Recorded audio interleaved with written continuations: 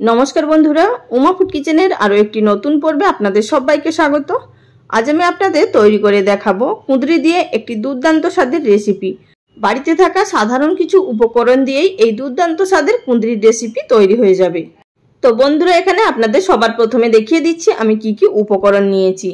सबार प्रथमे आमादेर जेटी प्रयोजन सेटी हच्छे कुंदरी। आमि एखाने 300 ग्राम कुंदरी नियेछि एखाने কিছুটা পরিমাণ রসুন কুচি, আদা কুচি, কাঁচা লঙ্কা কুচি, একটি মাঝারি সাইজের টমেটো কুচি, দুটো শুকনো লঙ্কা আর নিয়েছি একটি বড় সাইজের পেঁয়াজ, সেটিকে মিহি করে কুচিয়ে নিয়েছি। এবার আপনাদের দেখিয়ে দিচ্ছি আমি এখানে যে কুঁদরিগুলো নিয়েছি সেগুলোকে ভালোভাবে পরিষ্কার করে ধুয়ে দুটো সাইড কেটে নিয়েছি এবং মাঝখান দিয়ে চিড়ে নিয়েছি 4 পিস করে। তবে কিন্তু নিচের দিকটা একটু বাকি রেখেছি, মানে যাতে করে এই কুঁদরিগুলো খুলে না যায়। এবার আপনাদেরকে আমি একটা কেটে দেখিয়ে দিচ্ছি যে আমি ঠিক কিভাবে কেটেছি। তো এইভাবে দুদিকটা প্রথমে কেটে নেওয়ার পর মাঝখান দিয়ে চিড়ে নিলাম, তারপর আবারও অন্যদিকে ঘুরিয়ে নিয়ে সেটিকে চিড়ে নিলাম। তো এখানে দেখতেই পাচ্ছেন ঠিক এইভাবেই আমাদেরকে কুঁদরিটাকে কেটে নিতে হবে, আর নিচের দিকটা কিন্তু অবশ্যই জয়েন্টটা রাখতে হবে। এবার চলে এলাম সরাসরি রান্নাটা তৈরি করার পদ্ধতিতে।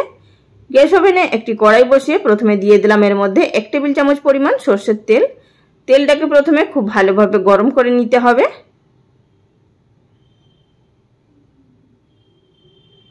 তেল ভালোভাবে গরম হয়ে যাওয়ার পর এবার আমি এর মধ্যে এড করে দিচ্ছি আগে থাকতে কেটে ধুয়ে রাখা কুঁদরিগুলো। আর আমি এখানে আমার পরিমাণ অনুযায়ী কুঁদরি নিয়েছি, আর কুঁদরির পরিমাণ অনুযায়ী এখানে মশলাগুলো ব্যবহার করব। তো সেই বুঝে আপনারা অবশ্যই নিয়ে নেবেন। এবার এই কুঁদরিগুলো দিয়ে দেওয়ার পর গ্যাসের ফ্লেম মিডিয়াম টু হাইতে থাকা অবস্থাতে এটিকে মিনিট খানিকের জন্য নাড়াচাড়া করে নেব। মিনিট খানিক নাড়াচাড়া করে নেওয়ার পর এবার এর মধ্যে দিয়ে দিচ্ছি হাফ টিস্পুন পরিমাণ নুন, বা কুঁদরিগুলো যেই পরিমাণ আছে তার স্বাদ বুঝে নুনটা অবশ্যই ব্যবহার করতে হবে। দিলাম এখানে হাফ টিস্পুন পরিমাণ হলুদের গুঁড়ো। এবার গ্যাসের ফ্লেম লোতে থাকা অবস্থাতে এটিকে নাড়াচাড়া করে মিশিয়ে নেব। নুন হলুদ দিয়ে ভালোভাবে নাড়াচাড়া করে মিশিয়ে নেওয়ার পর এবার গ্যাসের ফ্লেম লোতে থাকা অবস্থাতেই এটিকে ঢাকা দিয়ে রান্না করে নেব প্রায় 80% অবধি। তো বন্ধুরা এখানে আমাদের কুঁদরিগুলো প্রায় 80% অবধি ভেজে নেওয়া হয়ে গেছে। আশা করি দেখে বুঝতে পারছেন। মাঝখানে আমি 2-1 বার নাড়াচাড়া করে নিয়েছিলাম ঢাকা খুলে। আপনারাও অবশ্যই কিন্তু ঢাকা খুলে নাড়াচাড়া করে নেবেন, তা না হলে কিন্তু তলার দিকে লেগে যাবে। এবার এই কুঁদরিগুলোকে আমরা কড়া থেকে তুলে নেব। আর বন্ধুরা এছাড়াও আমার চ্যানেলে প্রচুর নতুন নতুন কুঁদরির রেসিপি আপলোড করা আছে, আর সেই সমস্ত রেসিপিগুলো আপনারা প্রচুর ভালোবাসা দিয়েছেন, তার জন্য অসংখ্য ধন্যবাদ। আশা করছি আজকের এই রেসিপিও আপনাদেরকে খুব ভালো লাগবে। আর যে সকল বন্ধুরা সেই সমস্ত রেসিপিগুলো দেখেননি, আজকের এই ভিডিওর নিচে ডেসক্রিপশন বক্সে লিংক দিয়ে দেবো, আপনারা চাইলে সেই সমস্ত রেসিপিগুলো দেখে নিতে পারেন। কুঁদরি তুলে নেওয়ার পর আবারও এর মধ্যে 1 টেবিল চামচ পরিমাণ সরষের তেল এড করে দিলাম। তেলটা প্রথমে ভালোভাবে গরম হয়ে যাওয়ার পর এবার এর মধ্যে দিয়ে দিচ্ছি হাফ টিস্পুন পরিমাণ গোটা জিরে, দিয়ে দিলাম দুটো শুকনো লঙ্কা, আর দিচ্ছি এখানে সামান্য পরিমাণ হিং, মানে হাফ টিস্পুনের থেকেও একটু কম হিং ব্যবহার করলাম। এবার এই ফোড়নগুলোকে 10 থেকে 15 সেকেন্ড অবধি একটু নাড়াচাড়া করে নেব। ফোড়নটা হালকা নাড়াচাড়া করে ভেজে নেওয়ার পর এবার আমি এর মধ্যে এড করে দিচ্ছি যে পেঁয়াজটা আগে থাকতে কুচি করে নেওয়া হয়েছিল সেটি। এই রান্নার মধ্যে একটু পেঁয়াজের পরিমাণটা বেশি হবে, আর আমি এখানে একটি বড় সাইজের পেঁয়াজ ব্যবহার করেছি। আপনারা চাইলে ছোট সাইজের হলে দুটো পেঁয়াজ ব্যবহার করতে পারেন। পেঁয়াজটাকে ভেজে নেব হালকা কালার আসা অবধি। এখানে কিন্তু প্রথম অবস্থাতে পেঁয়াজটাকে আমাদের খুব কড়া করে ভাজা যাবে না। পেঁয়াজ কুচিটাকে মিনিট খানেক মতো লো ফ্লেমে ভেজে নেওয়ার পর আর কিন্তু ভাজবো না। এই পর্যায়ে আমি এর মধ্যে এড করে দিচ্ছি আগে থাকতে কুচিয়ে রাখা আদা, রসুন এবং কাঁচা লঙ্কা। এখানে হাফ ইঞ্চি আদা আছে, আর আছে 10 থেকে 12 কোয়া রসুন, সেটিকেও ছোট ছোট করে কুচি করে নিয়েছি। আর অবশ্যই এখানে কুচনো মশলা ব্যবহার করবেন, এতে করে এই রান্নার টেস্ট বেশি ভালো হবে। এবার পেঁয়াজের সাথেও আমি আদা রসুনটাকে এবং লঙ্কাটাকে একটু ভেজে নেব। এগুলো ভাজতে ভাজতে আমি তারই মধ্যে দিয়ে দিচ্ছি হাফ টিস্পুন পরিমাণ বেসন। অবশ্যই আপনারা দেখে বুঝতে পারছেন কতটা পরিমাণ ব্যবহার করলাম। আর তারই মধ্যে আমি দিয়েছি এখানে সামান্য পরিমাণ নুন। নুনটা দেওয়ার সময় স্কিপ হয়ে গেছে, শুধুমাত্র এখানে গ্রেভির জন্যই নুনটা ব্যবহার করলাম। নুনটা দিয়ে আবারও নাড়াচাড়া করে মিশিয়ে নিলাম এবং এটিকে হালকা কালার হয়ে আসা অবধি আবারও ভেজে নিচ্ছি। এগুলো যখন হালকা ব্রাউন কালার হয়ে আসবে সেই পর্যায়ের মধ্যে এড করে দিচ্ছি একটি মাঝারি সাইজের কুচিয়ে নেওয়া টমেটো কুচিটা দিয়ে দেওয়ার পর আবারও একটু নাড়াচাড়া করে মিশিয়ে নিতে হবে। টমেটো হালকা ভেজে নেওয়ার পর এবার আমি এর মধ্যে এড করে দিচ্ছি সামান্য পরিমাণ জল। জলটা দিচ্ছি এই কারণে যেহেতু আমি এর মধ্যে এখন গুঁড়ো মশলা ব্যবহার করব, তা গুঁড়ো মশলাগুলো পুড়ে যেতে পারে বা তলার দিকে লেগে যেতে পারে, তাই আমি এখানে প্রথমে জলটা ব্যবহার করে নিলাম। এখন এর মধ্যে অ্যাড করে দিচ্ছি হাফ টিস্পুন পরিমাণ হলুদ গুঁড়ো, দিয়ে দিচ্ছি এর মধ্যে হাফ টিস্পুন পরিমাণ ধনে গুঁড়ো, দিচ্ছি এবার এর মধ্যে হাফ টিস্পুন পরিমাণ জিরে গুঁড়ো, আর দিলাম সামান্য পরিমাণ লঙ্কা গুঁড়ো।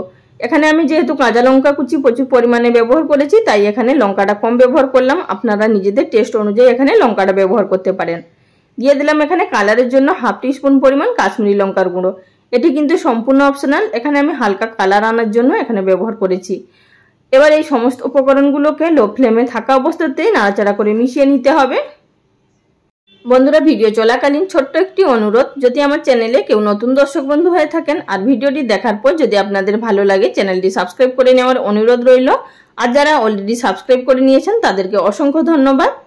নাড়াচাড়া করে মিশিয়ে নেওয়ার পর লো ফ্লেমে এটিকে ঢাকা দিয়ে 3 থেকে 4 মিনিট মতো রান্না করে নিলাম। তার মধ্যে কিন্তু খুব সুন্দরভাবে আমাদের মশলাগুলো সেদ্ধ হয়ে গেছে এবং টমেটোটাও গলে গেছে। এবার এর মধ্যে অ্যাড করে দেব আগে থাকতে ফেটিয়ে রাখা 2 টেবিল চামচ পরিমাণ টক দই।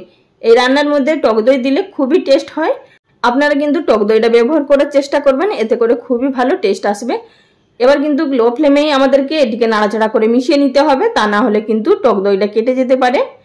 তো দেখতেই পাচ্ছেন এখানে দই থেকে তেল ছাড়তে শুরু করেছে। এবার আমি এর মধ্যে অ্যাড করে দিচ্ছি যে বাটির মধ্যে দইটা ফেটিয়ে রেখেছিলাম, সেটা ধুয়ে 2 টেবিল চামচ পরিমাণ জল। জলটা দিয়ে নাড়াচাড়া করে মিশিয়ে নেব। এবার আমি এর মধ্যে অ্যাড করে দিচ্ছি যে আগে থাকতে ভেজে রাখা কুঁদরিগুলো দিয়ে দেওয়ার পর আবারও লো ফ্লেমে থাকা অবস্থাতেই এটিকে নাড়াচাড়া করে মিশিয়ে নেব বা 2 মিনিট ধরে এটিকে কষিয়ে নেব।